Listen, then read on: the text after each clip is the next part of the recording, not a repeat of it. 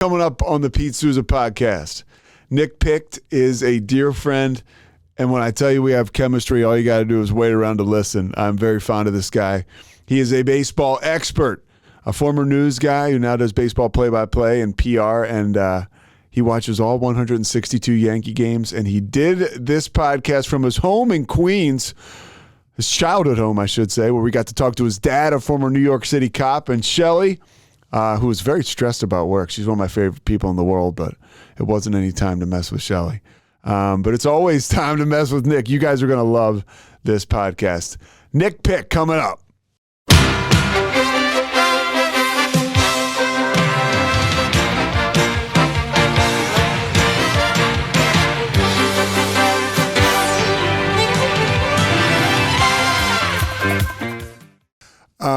You're back at home in Queens, where you went to Regis High School.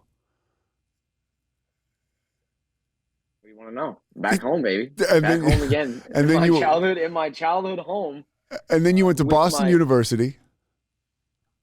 And then you and I worked. You and I worked together at K&OE in Monroe, and then you moved on to Louisville, which is where you are now, and you retired from the news business, and you're moving towards public relations and sports broadcasting.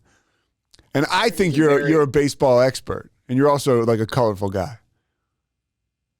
Tired of news is like the whitewashed way of putting it, but so we'll go with tired of the news. There are a million other things there, but what do you think about where is the news business today? Oh, we're in shambles.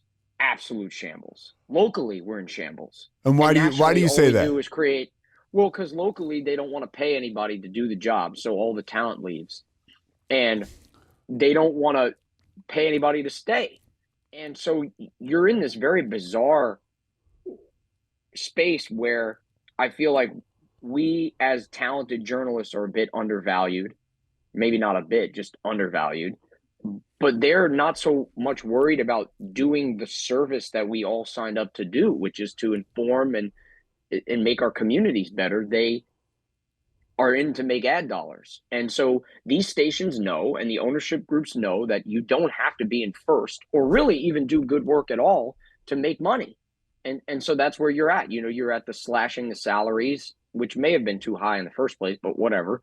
You're in the salary slashing business, but also just trying to accumulate as many ad dollars as you can.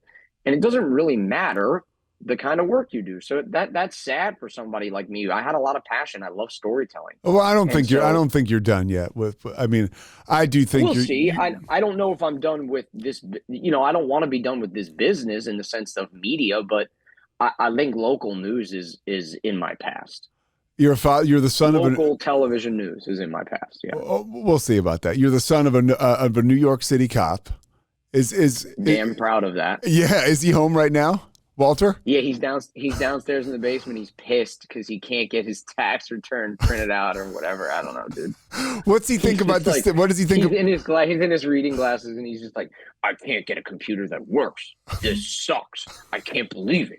And he's and he gets all angry about it. What does he think about the Jets and Aaron Rodgers? My dad doesn't care at all. He's so locked in right now on the Rangers, like so locked in on the Rangers. Really? Like knowing, yeah. Like we were in the middle of dinner last night. We ordered Greek when we got here, and we're all like having dinner, and we're all eating and talking and whatever. So it's me and Shelly, my dad, Shelly's my mom, there? my sister. Yeah, Shelly's downstairs. Okay. And so we're all talking, and then he just cuts the Rangers and Devils on like full volume. Doesn't give a damn, and it's just like, oh. He doesn't care about the Jets. He's locked in on the Rangers playoff run right now. So what's up with the Yankees? Judge hits a home run, and actually, I want to go back real quick and talk about the TV news thing. That's too interesting. Okay. And you're a fertile ground for this right now. When you mention, you brought up a super interesting point. You mentioned that they don't have to be number one. So in your experience and what you're hearing and what you're reading, and you do your due diligence, are these markets with like a 2 or 3 or 4 station in the ratings, they can still make a lot of money? Sure. I mean, think about it like we had a board, an analytics board put into our newsroom that showed where we were week by week rating wise on every show, every single show. Didn't go under. Obviously, the ad dollars got to come in, right? Yeah. And it's not like the ratings are changing. Like, we're still in that second, third realm. I mean, the station hadn't closed yet, so the money got to be coming from somewhere. Yeah, it's nowhere near close. I was actually talking to the great Bob Walters this morning for a minute. That's our boy. That's our main man. But we were talking about the fact that they expected all the viewers, at least like 5 or 6 years ago. This is back when you and I were in Louisiana. They expected viewers to go like strictly digital by this point, and they really haven't. Like, there's still a lot of people watching, older people really watching the news every day, and it's not, and the digital footprint is hard to quantify. How many people are watching the ads and stuff like that. Now, granted, I'm not like the ad guru by any means, but I'd imagine it's pretty hard to sell Facebook Live advertisements to people that are living in our communities locally that are willing to take that chance. Yeah. Right? Yeah. I'd imagine it's a lot easier to be like, hey, we can sell you the 5:15 slot on Monday night's newscast. I think that is a lot easier for them to sell than it would be, hey, we're going to do this weather thing, weather podcast or weather Facebook Live every day from 11 to noon. You want to buy an ad to that? Yeah. Well, no, I don't know, because how many people are actually going to be tuned in watching? What about Louisville's a market of what? A million people, maybe? Yeah. 1 million people in Jefferson County. And then you have the outlying area. So, like, on any given day, how many people are actually going to be tuned in at 11 o'clock on Facebook Live? I don't know, dude. Yeah. Or on the website or on YouTube the phone or whatever. Yeah. There's so many. It is literally the Wild West, and people, regardless of what they tell us, I mean, they're still figuring it out. Like management. I think too, it's like, why not just try something? Like, why not try something different? Or because you're in a space right now, if it is the Wild West, and I talked over there about starting a podcast. Well, why not start? Why not try something different? How about that they haven't? How about that a lot of these news stations and news companies haven't started podcasts yet? Is that crazy or what? I think it's crazy because why not, dude? But maybe it's not crazy because you know what it does? It highlights your talent, which is not the end goal. The end goal is not to highlight your talent. Huh. The end goal is to make money. And so if there's not money involved in it from the jump, I don't know if these stations really want to play ball like that, because at the ground level, what it's doing is building the brand for the person that's doing it, not bringing in much money. But what they don't really kind of understand is that if they let this just happen and let the talent play, and if it's good talent, it'll bring the money in, or so I think. Yeah. But it's not. You're not going to see immediate results from dollars, I think. And then at that point, they're dedicating resources to something that isn't doing them anything on the back end. Yeah. Well, you said something at the start. That's a great point about that. I can't really say too much because I like my source of revenue and the people I work for. You mentioned. No, and I'm not trying to poo-poo it either. I'm just like being honest that, our business, dude, I mean, I'm 29 years old. No, there's no question. It's in a crazy state locally, at least. And then nationally, all we do is just yell at each other and it's to kind of spreads political divide. But it's rough. It's rough. With what happened yesterday, and we're not going to get political. This is literally somebody who was sitting back as like a voyeur, just watching news coverage. It was wild. Yeah. I mean, we're talking the day after former President Trump gets indicted. Yeah. It was wild. We were up to our old tricks again as a country. I mean, that was a great example of just like, all right, this really brings out the worst in us. Something like this on either side. Turn on one set of stations and you're getting slanted coverage, then turn on the other side of the stations and you're getting the exact same slanted coverage on the other side of the aisle, Yeah. It just stinks. It stinks. Yeah. So. There was something else I wanted to ask you about like your background. I forget. If I think about it, I'll ask you again. How did so you did play-by-play this year for Louisville. You're still doing some of that. How was that experience? Yeah. Calling games for ESPN Plus. You know this. This is fantastic. I mean, this is like a dream come true. You were really good, dude. You nailed your open. Your first broadcast, I sent you a note. It was like you had it, dude. You got it. The open is so easy. Pete, think about how many look lives we've done in our life. You know what I'm saying, dude? Yeah. Like, come on, that's cake. Did you have trouble? Did you have trouble smiling like when you were on screen? That's always the tough one to navigate your first couple of times because you want to do well. You want to be locked in. And you want to be locked in, but at the same time, like this is baseball. It's fun. You're welcoming viewers in. Yeah. I was and I was nervous too, like, I mean, that was the other thing too, is I was totally nervous because I didn't want to mess up, and it was a fill-in spot. So I got 2 fill-in spots to start. And I wanted to make sure I did a good enough job where they were like, we want you back, because I wanted to be back. I still want to be back. And so I'm in the rotation a little bit here. Oh, dude, you did a really good job. I'm picking up some Bellarmine stuff too. I got a game next Saturday, Bellarmine baseball. So I'm really excited about that. What's Bellarmine? Is that's in Louisville? That's a community college? Yeah. Or? Well, here's for all the baseball nuts out there. Brandon Pfaadt, who almost made the Arizona Diamondbacks rotation in spring. Brandon Pfaadt went to Bellarmine. So they were D2. They were D2. Now they're D1 A-Sun. Okay. So Ben Bellarmine's in Louisville? Yeah. Okay. Yeah.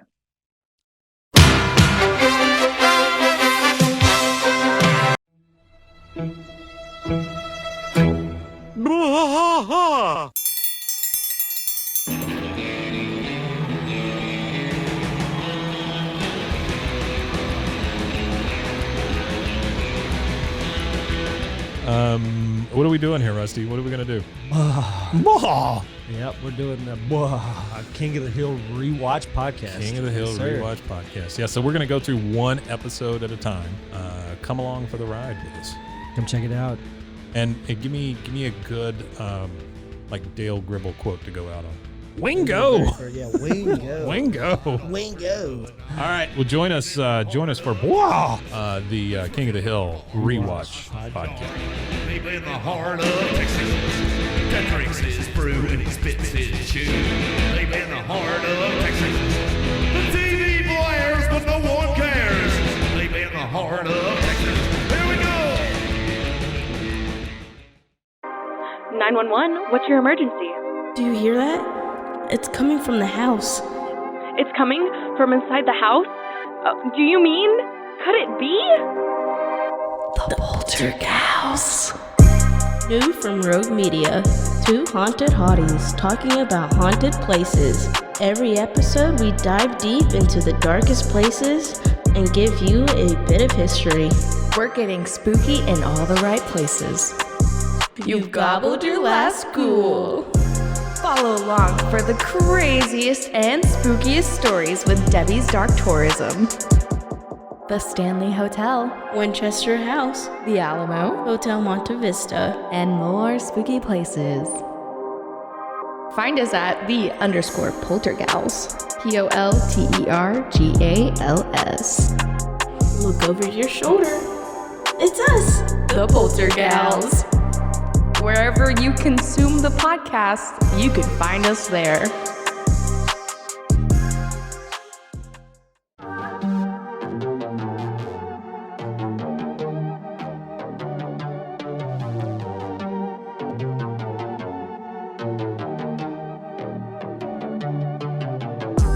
Hey y'all, I'm April. Hi, I'm Caroline. And we have a new podcast for you. What's it called, Caroline? Bloody Happy Hour. It's going to be your new favorite guilty pleasure. We're going to talk about some bloody stuff. Serial killers. True crime. Rapists. Why not join us? We'll have a good time. You literally never know. I don't know what I'm going to say. Bloody Happy Hour.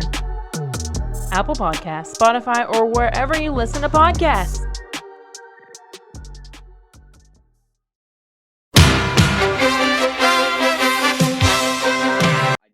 Like I said, I did the 2 Louisville games. It was just a blast. How were you? I will tell you that my color guy made my life like so easy. He was so easy to talk to, and just who was the analyst in the commercial breaks? Who was the analyst?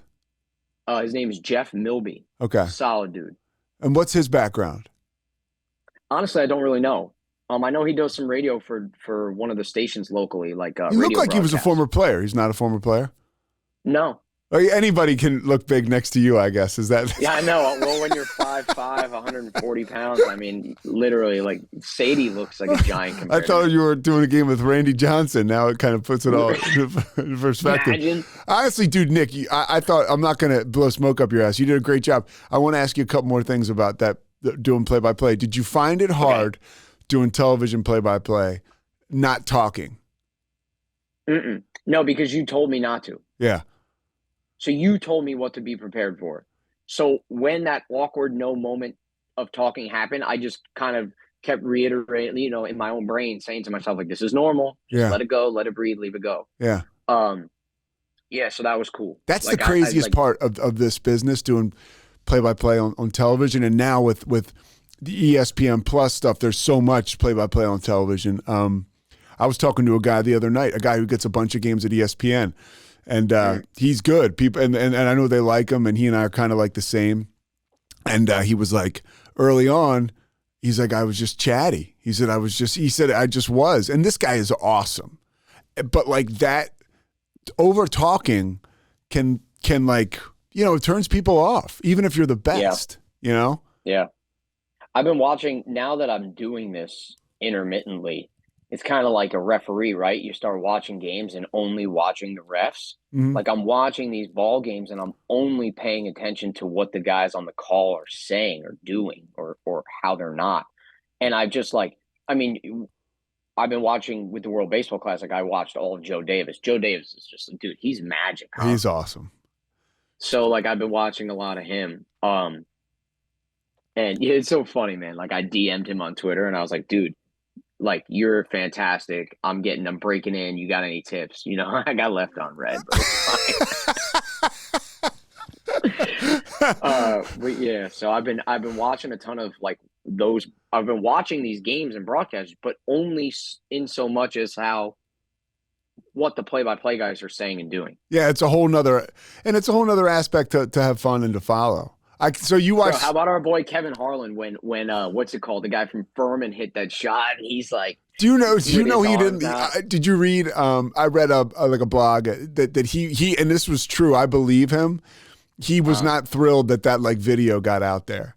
He kind of was like, yeah, because I don't think he was pissed, but he was he was on one of those sports media podcasts, and he was talking to the New York guy. I forget his name. But anyways, yeah, he said that he knew they have that camera at the table. And he was like, oh, man, I kind of figured they would put that out there. And, they did. But he said that's kind of – I'd rather they didn't do that. But, yeah, that's where I'm at. It's crazy. He's awesome. Oh, he's so good. I love that. I remember that video that his wife posted of him down in their basement during COVID when he was like calling the games remote. Yeah. That was so fun. He's almost like a guy who would do like a voice on Batman. He's that into it. You know what I mean? Like it's like amazing to watch a guy like that work. All right, what did you think of the World Baseball Classic? We're going to be real here. You're one of the how old are you? 29. 29, but you're like a 65-year-old baseball writer. Like guys from New York do actually, because there's a lot of good baseball there. I mean, you got the Mets. You love the Yankees, obviously. I mean, dude, also, I played travel ball. I played against guys that are in the big leagues now. Like, not that I sucked and I still played against guys that were in the big leagues. Like, that's cool. Yeah. And I just grew up loving baseball, man. So I've been with it like my whole life. How many do you watch playing T-ball? Do you watch since what? You fell in the mud playing T-ball? Yeah, it's 3 years old. I fell in the mud playing T-ball. My grandfather, 89 now, carried me out of the mud. I was crying hysterical. And the next day I was like, I want to play ball. Nice. Yeah. That's like the alcoholic who gets drunk and throws up on himself and says, yeah, I want to go back to, let me get another beer the next day. So you, how many Mets games, how many Yankees games do you watch? Do you watch all 162 pretty much? A piece of 162, at least a piece of all 162. Does Shelly, your partner, we'll call her. You guys should be engaged or married by now, but that's a whole nother story for another podcast. Yeah. Does it drive her crazy? I didn't spend so much money on baseball. Does it drive her crazy how much baseball you watch, or what does she say? Nah. Baseball's cool because like I just have it on. It's almost like background noise, for her to a certain extent. And I think she thinks it's interesting how passionate I am about baseball. It turns her on. So I don't think it bugs her. Who? Yeah. I can only be so lucky. You gotta see Nick's. We'll have to get Shelly in here for the very end. Yeah, I'll holler out. I'll tell her to come up at the end. I want to talk to you about the World Baseball Classic. One thing that I thought was pretty cool. I love. I've always, and you know this, I was on Mad Dog. Like, I love Mad Dog, and now he's a little more Chris Russo. He's being on First Take and stuff. He's got more notoriety, which I think is cool. Now, he said the World Baseball Classic was, he said even the last at bat with what was it? Who was it? Ohtani? It was Ohtani and Trout. Yeah, and Trout. Like, now, do you consider Mad Dog was like, it was not that. People are talking about like a classic moment. You know, Ohtani just struck him out. Like, you know, Trout didn't even get any wood on the ball. Like, do you disagree with that? And do you think the World Baseball Classic was in fact a classic, like great baseball? Okay, so first of all, I know Russo does this stuff because like Russo's on First Take now, and it's gotta be. No, like, I'm disagreeing. I'm disagreeing with you. No, he is just a nut. I'm telling you, he is nuts. I love Russo. I mean, and I know you like him, but I don't think he does like. No, I think Skip Bayless does that, and I don't care what anybody says. Like, I think Skip Bayless is like a wrestler. I think Mad Dog is just sort of crazy. He's just a heel, like totally. Yeah. Okay, all right. So I guess my point on the World Baseball Classic is that no matter what happens, the only thing we all wanted to see was Japan and America in the final, because that way Trout and Ohtani, who are the two best players in the world, could face off against each other in some form or fashion. And I was a little upset when Ohtani wasn't going to pitch, and I understand it in the league. The teams were like telling the national teams like what to do, kind of. But whatever. So we got one at bat. And hold on, that's interesting. So, like, managers of or general managers of organizations were conveying to, like, hey, don't pitch this guy. Like, you can only pitch him so many innings. That's what we were being told on the broadcast, was that at least to Mark DeRosa, who is the man, dude. Mark DeRosa is the man. But basically, we were being told that managers and GMs were telling DeRosa, like, who to pitch and what days to pitch and how many pitches they had, which is why I think that one day that Michaelis followed Wainwright in one of the games, because Michaelis needed to get work in that day, and they wanted to see Michaelis throw X number of pitches. Oh, really? So the relief guys didn't get used because I think the Cards wanted to see Michaelis. Now, I don't know any inside info. All I'm saying is what I would hear. No, I mean, honestly, Nick, this is inside info because not many people watch. I mean, people watched, people are at the games, but and that's one of the beautiful things about being able to talk to you and you know so much about baseball is fortunately or unfortunately, it's fallen off a little bit as far as pop culture is concerned. And that's what's so dope about the World Baseball Classic, dude. Like, how many people talked about baseball? I couldn't care less that Russo was like bad mouthing it to a certain extent. Like, at least people got on and started chiming in. Yeah, no, and normally no one gives a damn. No one, right? And that's what he was saying on his radio show. Like, yeah, I don't care. He was saying this. He was saying that on his radio show. He's like, "Look, we're talking about it the next day," and he's like, "Look, I go on High Heat on MLB Network." He goes, "I love Major League Baseball. I love baseball. I talk about it all the time." And he said, that just wasn't to me a classic moment. I don't know. Anytime you got 100 million people watching one thing, that's pretty classic to me. All right, Nick, there you go. That's just my thought on that. I mean, the two best players in the whole world got to face off against each other. It's not something it's guaranteed something that we're not going to see, at least for this year, because Ohtani is on the Angels with Trout. Now, whether he gets traded or not, who knows? Why is Ohtani so special? Dude, I mean, a lot of people don't know. A lot of people don't see him play. He plays baseball and he plays on the West Coast. He does something we've never seen. If there's a human being on this earth who watched Babe Ruth play baseball, I would like to meet that human being. But I would argue that there's not. And so Ohtani does something that we as like humans have never seen before. A guy who pitches and hits at the same time. Like, effectively. Here's my mother's phone again. What if it's somebody important? I couldn't care any less. So, like, it's amazing. I mean, the guy is a 40-homer hitter, 20 stolen base guy, and he throws 100 with like a sub-3 ERA. I mean, that is just totally unheard of. It's unheard of. Why is it not a bigger deal? Why is it not a bigger deal? Oh, man. Why? I don't know. I think it kind of is. Okay. It's a huge deal. I feel like everybody talks about this guy. I kind of feel like there are starting to get to be people who are getting sick of the Ohtani talk. Really? But, dude, what happens if he's a Dodger next year? Are you kidding me? Like, it came out yesterday on opening day. He's going to make $37 million in endorsements. The next guy's like 5. Really? He's the global face of baseball. But there's still. What if he's a Met next year? Okay, that's what I'm talking about. What like does a guy like me, and I follow sports, and I'm not a major baseball fan, but of course I come around and I bandwagon with the Phillies. I love them all year, but if they're going to be in the playoffs, I'll watch them every game. You know. But I don't watch a ton of baseball, and because of my hours, it is a little weird. Certainly don't watch at night. I definitely don't watch the Angels. When they're playing on the West Coast. Do you think the Angels enough to make you want to throw up? So, you do?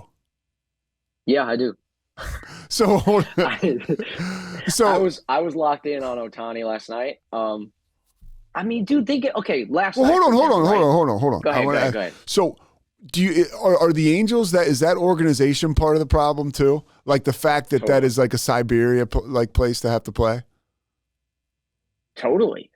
Look, but they're not without a little bad luck too, though. I mean, yeah, they signed Pujols, and Pujols was never healthy there. Then they signed Rendon, and Rendon never it hasn't played until. Well, I remember when they signed Josh Hamilton when he left Texas, and exactly, Josh Hamilton, and like it just never panned out for them. They've spent their money on those big free agents on guys that never panned out, and the Angels have never addressed pitching. They've never addressed their pitching. And they've tried to get guys on, more team-friendly deals because of maybe the money that's been shelled out to the Pujols and the Hamiltons of the world. And that's not panned out either. And so, for example, last night, Ohtani goes 6 innings pitched, no earned runs, 10 strikeouts. It's unbelievable. And they lose 2-1. Like, are you kidding me? Yeah, that's a joke. By the way, so it says, he's calling his own pitches? With this new pitch clock, I think a lot of the pitchers have the pitch com on their wrists now. Okay. And they're just like typing in what they want for like brevity purposes. So hold on. So because this is interesting, and I know this from calling baseball. Who's that, Shelly or your mom? I don't know. I heard somebody. All right. Anybody's welcome. So except for the guy who's going to marry your sister. I don't know how interesting he'll be.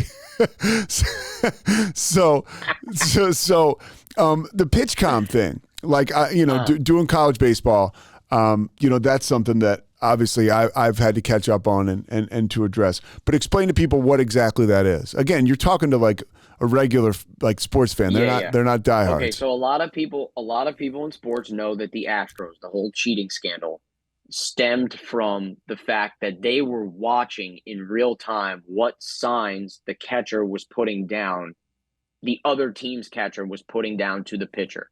The pitch signs, and they were watching it allegedly from the center field cameras and relaying that information to the dugout, and then that's where the trash cans came in. Yep. They were banging the trash cans on off-speed pitches, allegedly. Yeah. Because of that, allegedly. I love The Departed. So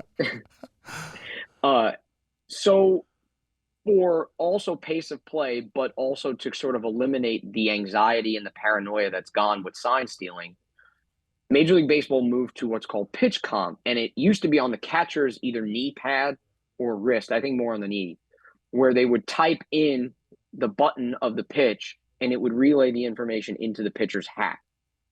And then that would speed up the game and eliminate anyone stealing signs from second base. When did they start this? The following year, like 2018 or 2019? 2 years ago? Yeah. Okay. Yeah. 2019 was the trash can stuff. So yeah. That was the Altuve home run where people said he had this. Yeah. The buzzer. Yeah, when he beat you guys. Yeah. So they put that in there, but now because we have the pitch clock, which started this year, which you have to throw the ball within a certain number of seconds, or it's a ball counted against the pitcher. They're putting the pitch com on the pitchers so that they can just speed up the pace of play even more and tell the catcher, okay, fastball here, boop, boop, boop, boop. And then the catcher's got the recording in as well, so they're both on the same page. So does that give more power of the decision-making process to the pitcher?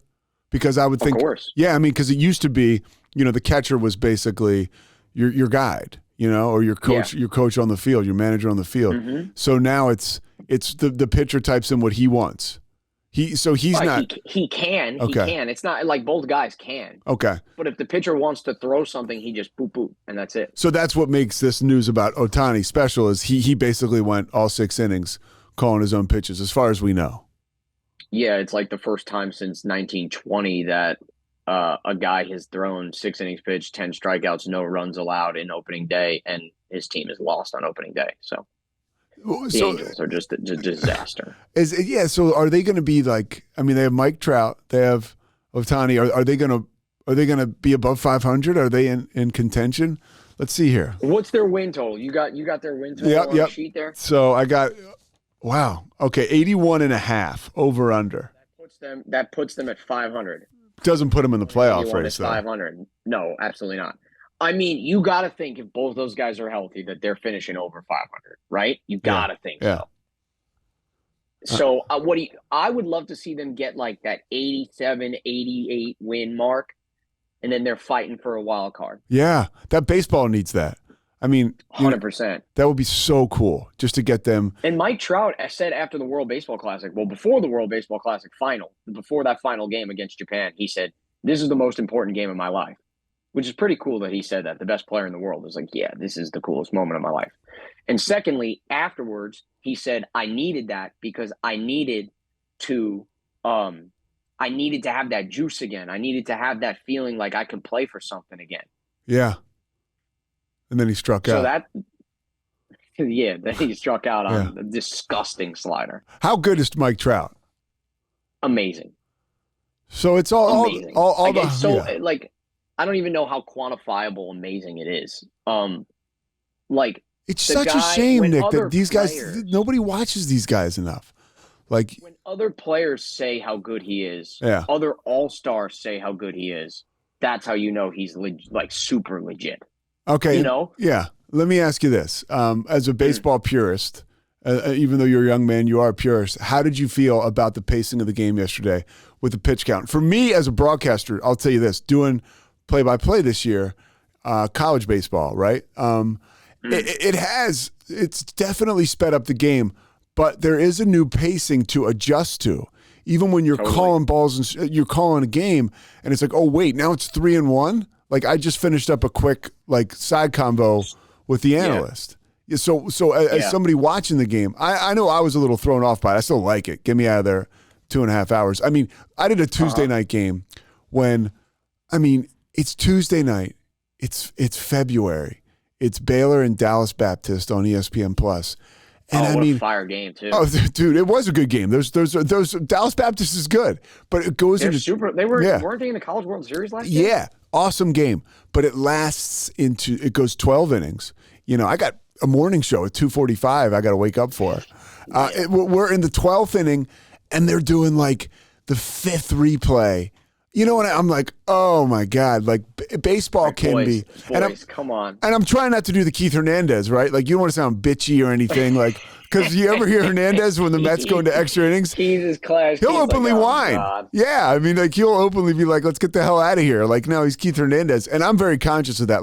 Stay positive. Yeah. This is awesome. It's baseball. And it is. But it gets long. For you, the pacing of the game as a purist, do you like it being quicker, or were you a little thrown off by it? No, dude, you have to come on. You have to get into the 21st century a little bit. I mean, nobody wants to sit at the ball game in the middle of August. It's like August 7th, Thursday night. You're sweating your balls off in I don't know, Arlington. Yeah. And it's a 3:45 game between the Rangers and the Angels, it's just oh my God. Did you feel someone get me out of here? Didn't you watch?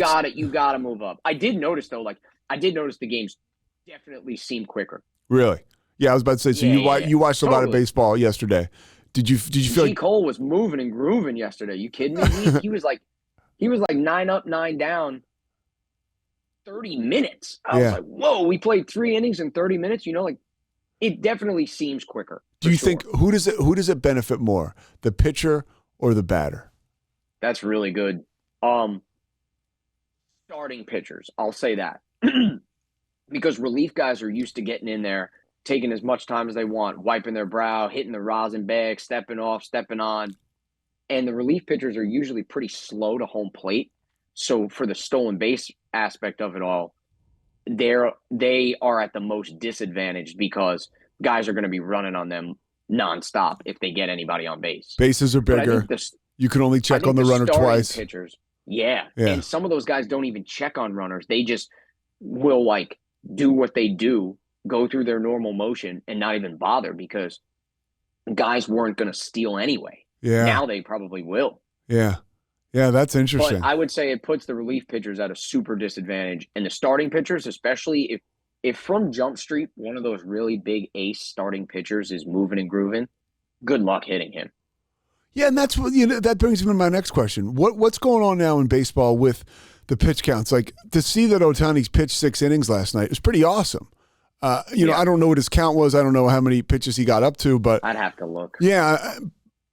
Will this pacing, I guess it wouldn't make a difference as far as like, arm strength and wear and tear, but where do you think we're going with the pitch counts, with the analytics, with the 3 innings for a starter? I hate that. I mean, I'm old school. I absolutely hate it. I know it's the way the baseball is headed, but what do you think about that? But keep it basic.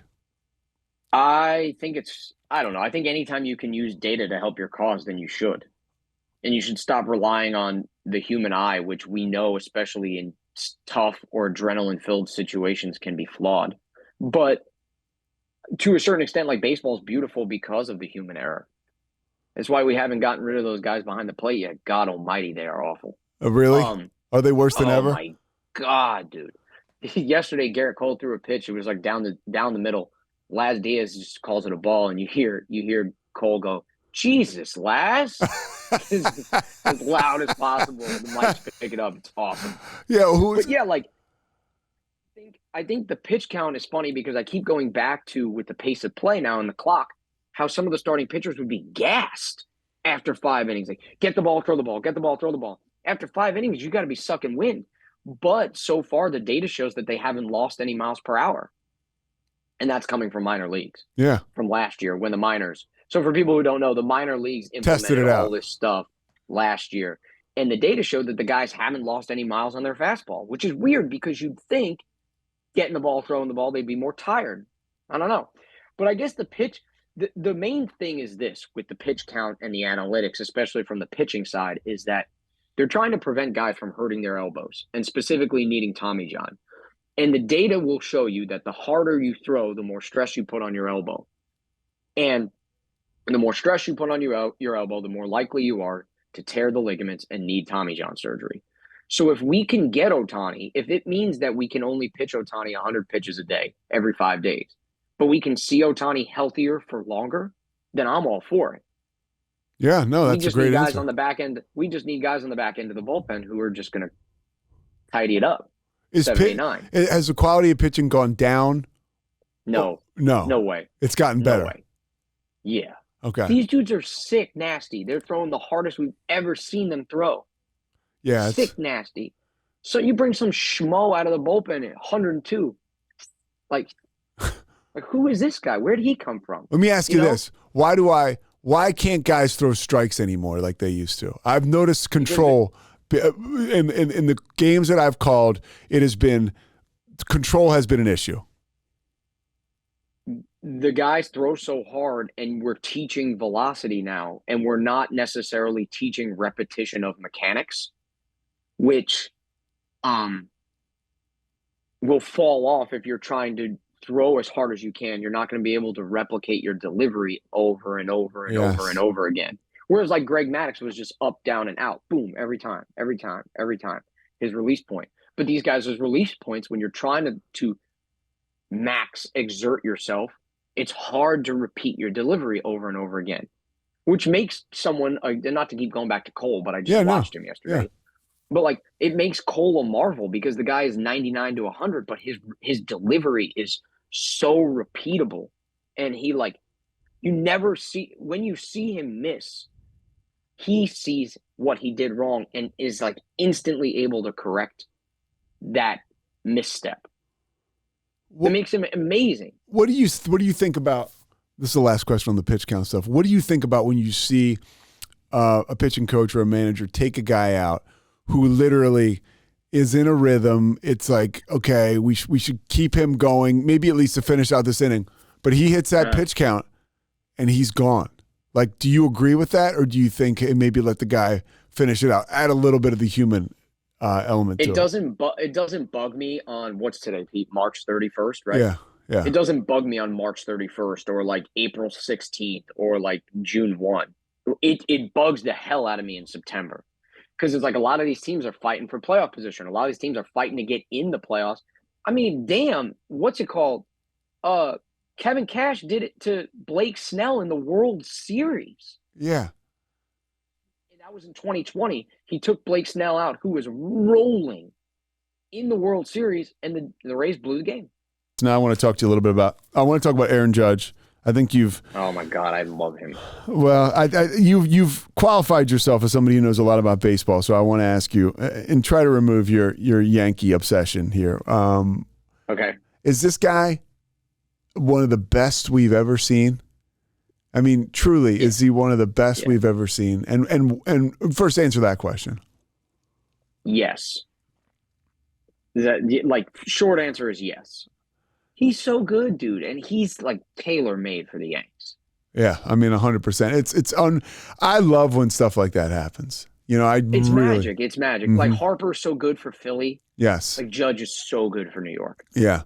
And what about him makes him so special? Like, is it the ability to rise to the occasion in New York City? Like what he did last year playing for a contract. That was sick. It really was. And what he did yesterday, you know, obviously it's so early, but hitting a home run at his first at bat, you want to talk about a guy who delivers, you know? He has a flair for the dramatic. Jeter had that, right? The flair for the dramatic. But when you ask him about it, it's not me. It's us, we, New York. You know, it's things like this. For example, he hit that home run in October against the Guardians. I almost said the Indians. Yeah, you can say the Indians here.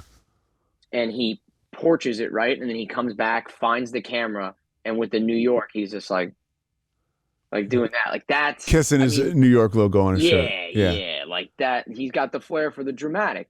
But also he's just, I think, by all accounts, a really good guy. Yeah.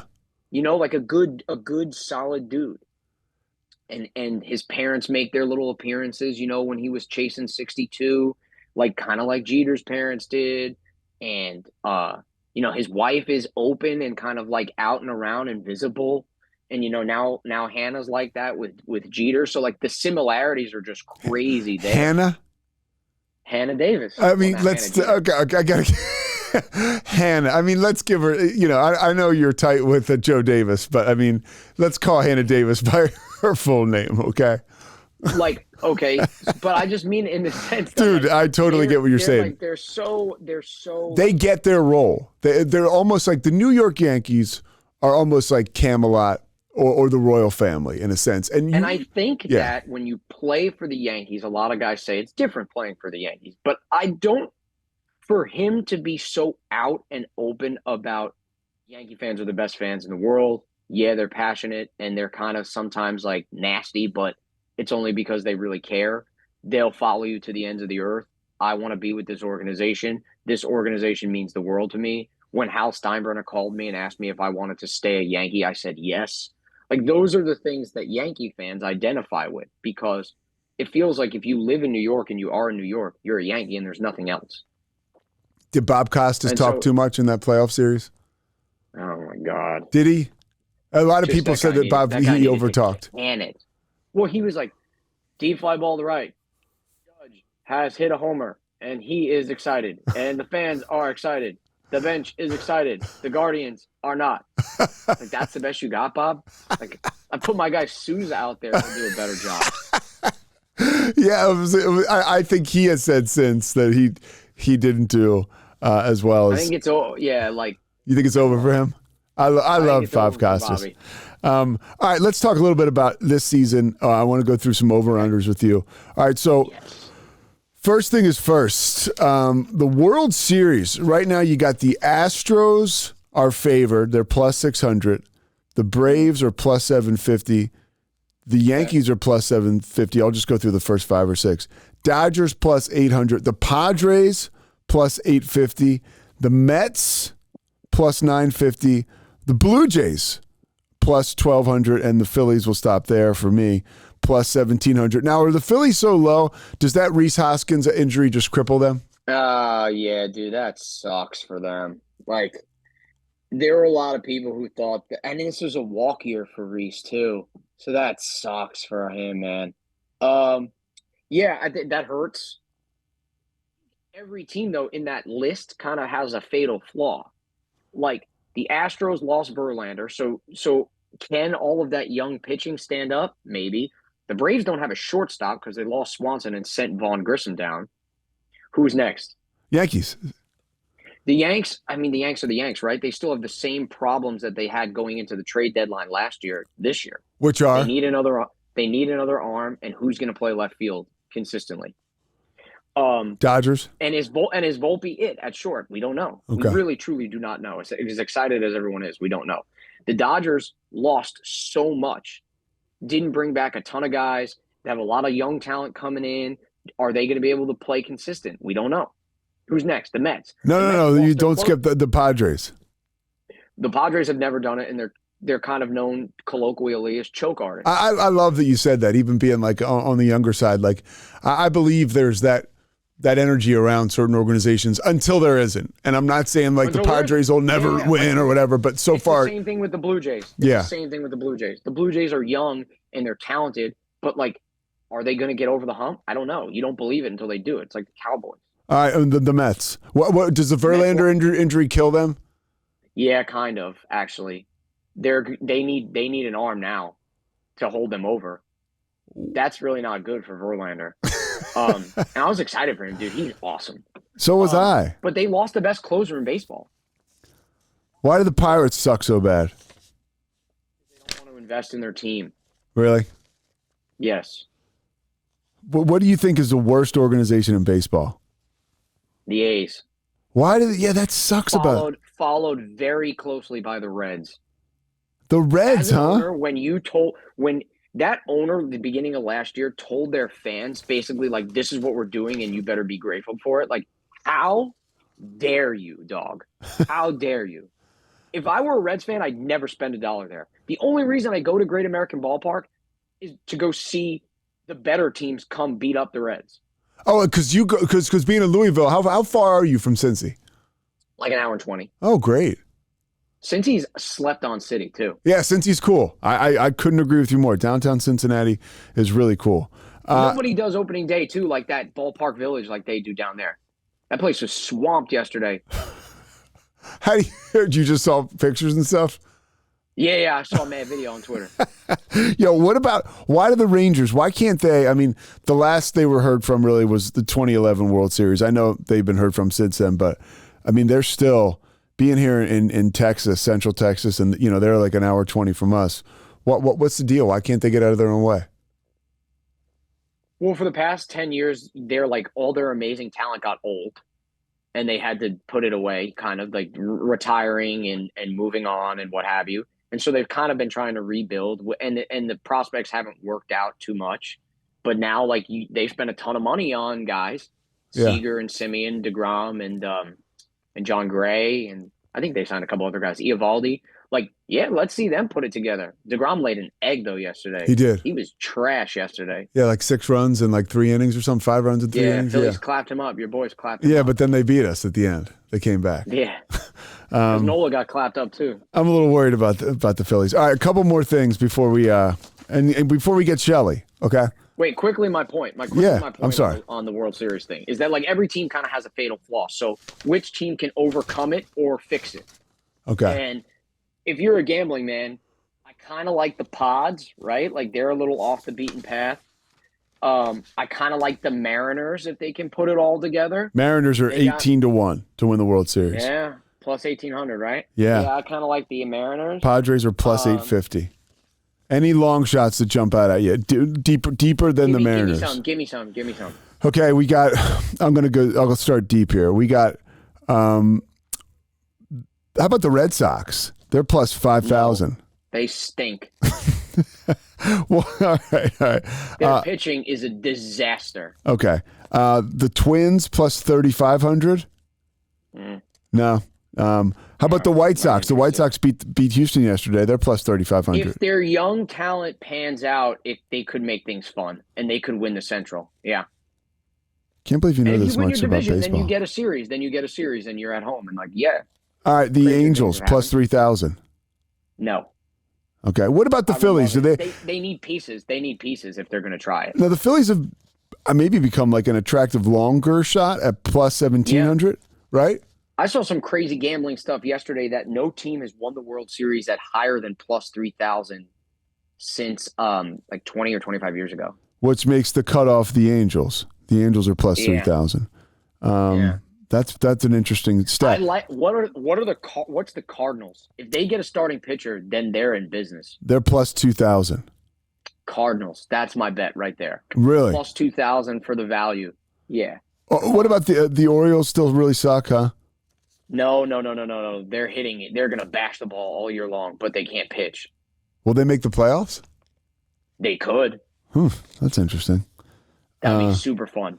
All right, let me ask you this. Why do the Cubs and Tigers, why have they been bad recently? Same thing the Tigers was with the Rangers, is that they kind of had all their guys get old. Victor Martinez and Cabrera got old, and Prince Fielder retired early because of the neck thing. And then Verlander and Scherzer left. So they lost guys, and it just hasn't panned out since. Are the A's? And then their big prospect, there's that kid Spencer Torkelson. He got picked first overall. He was really bad last year. Oh, really? Like really bad. Like hit almost under 200. Where, in the minors or in the bigs? No, in the bigs. He Okay. had to get sent down. Yeah. Are the A's going to move to Vegas? They're going to Vegas. What do you mean you're going to Are they really going to go? Wait, I got some inside info for you. This is I get my inside info. See, I'm man on the street. I'm blue collar. Yeah. You're man of the people. So I was man of the people. So I was in Vegas. Shelly and I were in Vegas in December. And we're talking to some local who's been there like 40 years. He was driving us around in an Uber. And he was like, yo, I'm telling you right now, see this little piece of land right here? And it was right between the Strip and Old Vegas, this little kind of bridge connecting strip. And he was like, I'm telling you right now, they're putting a baseball stadium there. And apparently it's more or less from the Vegas local government side, pretty much not if, but when the A's come here. Wow, that's good information right there. That's inside info from the Uber driver who born and raised in Vegas. How do you think Vegas would embrace baseball? I don't know, man. Well, how are the Allegiant Stadium? Allegiant Stadium is sick. Allegiant Stadium. Yeah, I was there this year. It's unbelievable. What about so the Vegas Knights? They do really well, right? Knights game when I was in Vegas because the Rangers were in town. Did they? That's right. They did it up nice, dude. They did it up nice. It was a whole production. It was like super Vegas. It was cool. Now I would guess that game would be almost a sellout because of all the New Yorkers that are in Vegas. Yeah, it was like MSG West. Right, yeah. But so do you think that they have the support for a baseball team out there? 81 home games? I'm not sure. 30,000 people, I'm not sure. But then again, two of the better players in our league today, you should know, Pete. Bryce Harper. Are from Vegas. Yeah. Harper and Chris Bryant are from Vegas. So I guess the travel market is there. Yeah. But I don't know. I'm not sure. All right, a couple more things. So, boy, this has been so much fun, Nick. Let's take a look at all right, over-unders. Judge. Let's do it. Over or under 62.5 home runs? Way under by like 17 or 18. He's a 40 to 45 guy this year, I think. If he hits 50, I'll be shocked. Well, no, why is that? I just think last season was magic, and to expect a guy to do it again is kind of impossible. How many times did McGuire hit 70? I don't know. How many times did he take a lot of steroids? Once. Yeah. How many times did Bonds hit 70? One. Yeah, that's true, even with everything. Like my boy Eminem once said, you one shot, one opportunity. Is Aaron Judge clean?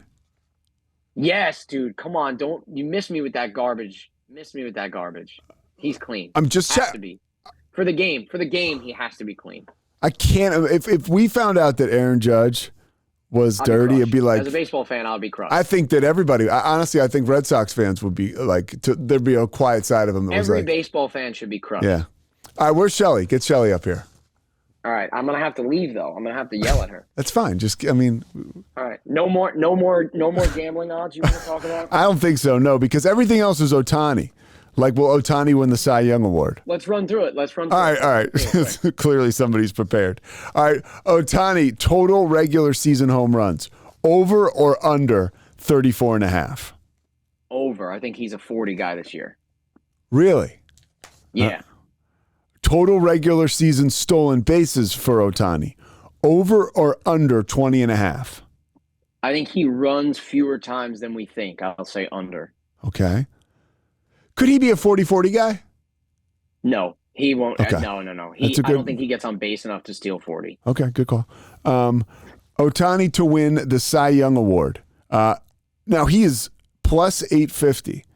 I don't hate the bet. Okay. Kevin Gossman from the Blue Jays is getting a lot of love at like plus 12 or 1400. I think it is. I don't know. So you like the 850? Yeah. I don't think that's a bad bet at all. I love how you got us doing this because this is. I love this. Other schmo, I love this one. You ready for this?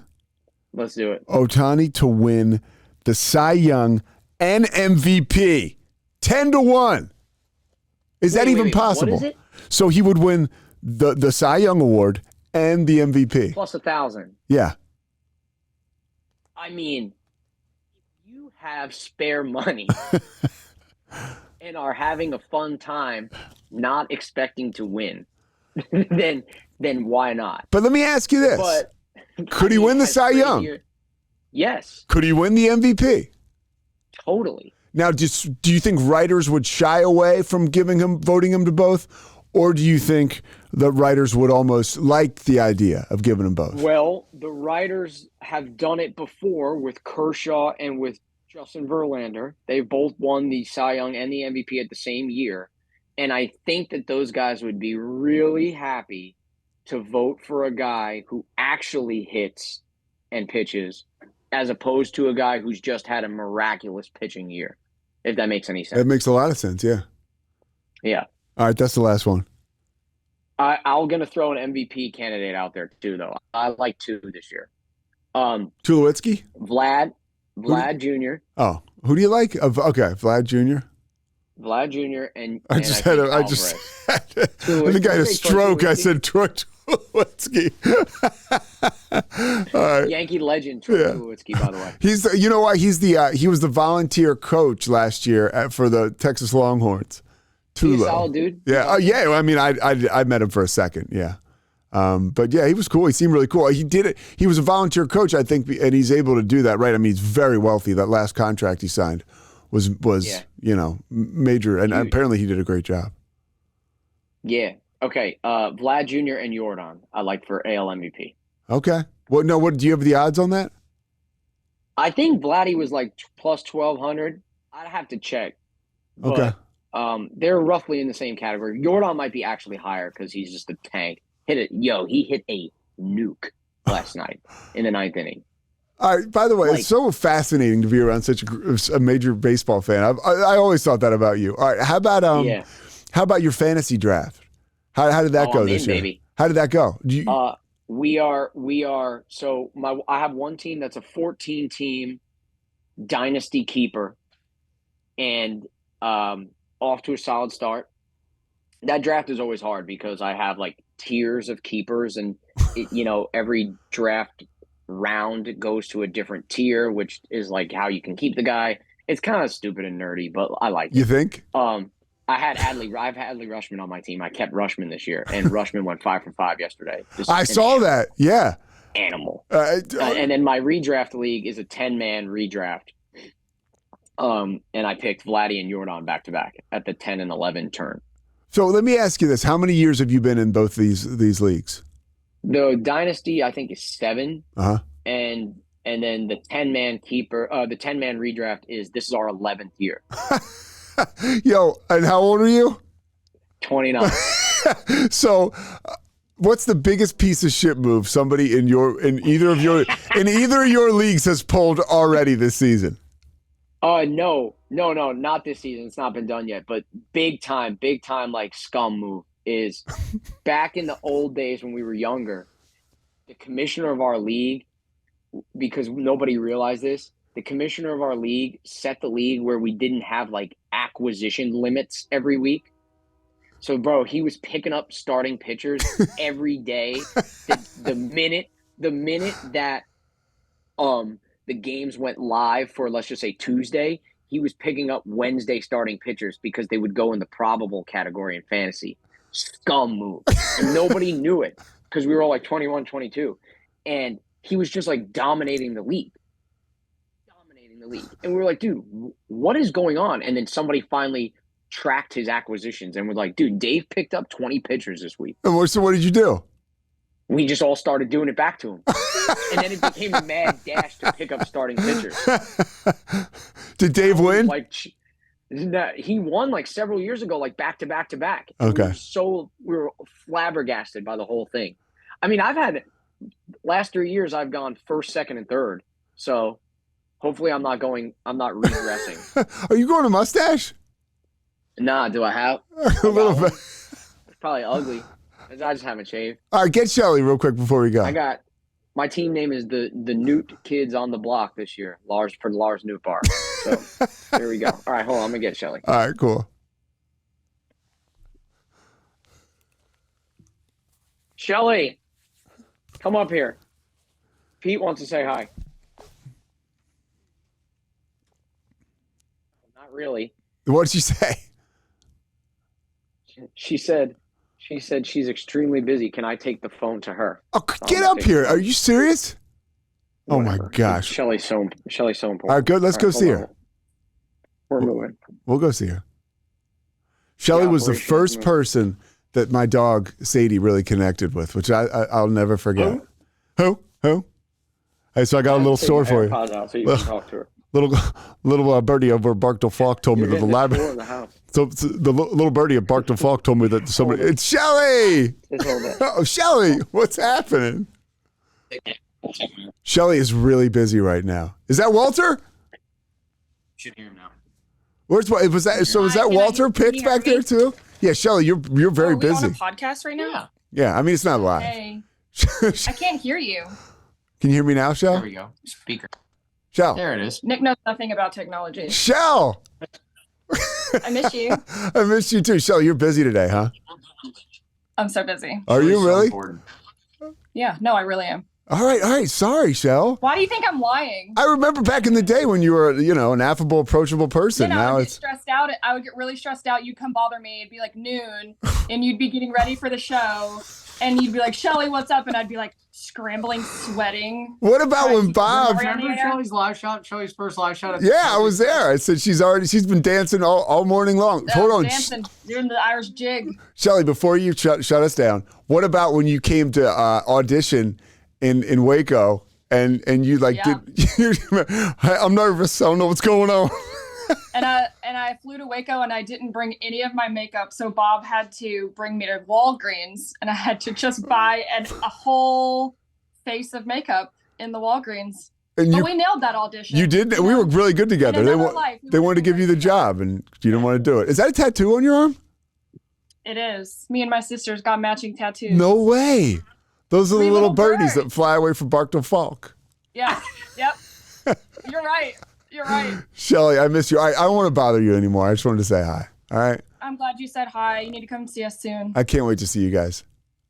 Love you, Pete. All right, love you too. Nick, let me say hi to your dad. Is he in the room? Yeah, he's right there. Yo, Mr. Picht. How are you, buddy? It's Pete. What's up, man? How have you been? I'm awesome. Is that an NYPD football shirt? Yes, it is. Oh my God, with the 4-leaf clover on it. Yeah, they were selling them to raise money for a trip to play. I forget what city they were going to. What's up with the Rangers?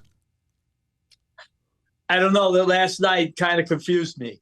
Yeah. I thought they'd come out with more fire, and they let the Devils jump on them. Yeah, they did. But like Nick says, that's the Rangers. Yeah. You know, it's like we play in first period like we're asleep, and then play the next two like we want to win the Stanley Cup. But that team's they've got to match. They've got to mingle into a winning team. They can't rely on Igor. Igor's not going to carry them. Told you, bro. What's it like to have Nick home? You like it? He wants to know what it's like to have me home. It's good and bad because it's a tease. Yeah. But it's always great to have him and Shelly here. It just, like I woke up this morning and they were both down at the table working. And I was like, okay, where are the pets? I was like, yeah. I expected to see them all running around my house. Walter Picht, he's a legend. A guy I look up to. All right, you're the man, Nick. I just had to say hi to your family. Tell your mom I said hi too. She's working, but I will. All right. What do you want? What else? That's it, man. I think you and I are going to do this again. I really, this was great, dude. Best bet of the day: Colorado, San Diego over 7.5 runs. All right. That's it. Best bet of the day. All right, dude. You're the man. I can't thank you enough, dude. All right, brother. If you want to do it again, just holler at me. I'm with it. For sure. I'm in. All right, man. All right. Peace. See ya. Bye, Shelly. Bye, Walt.